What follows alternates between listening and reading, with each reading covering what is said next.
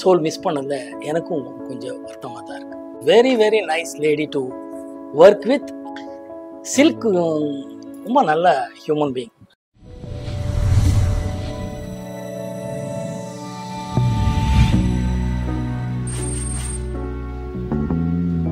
Sir, Silk Smitha வந்து ஒரு apart from glamour ஒரு கைண்ட் ஹார்ட்டட் பர்சன் சொல்லுவாங்க.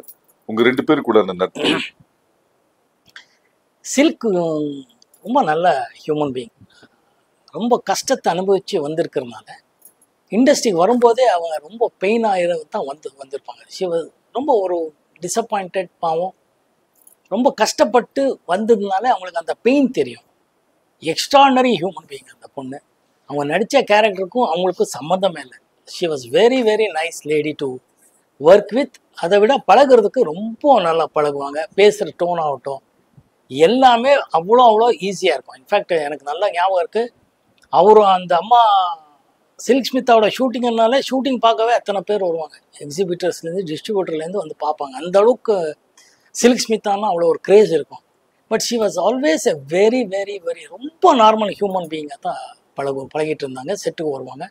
அந்த ஒரு விஷயத்தில் we lost a great soul. எங்களுக்கெல்லாம் அந்த சோல் மிஸ் பண்ணதில் எனக்கும் கொஞ்சம் வருத்தமாக தான் இருக்குது.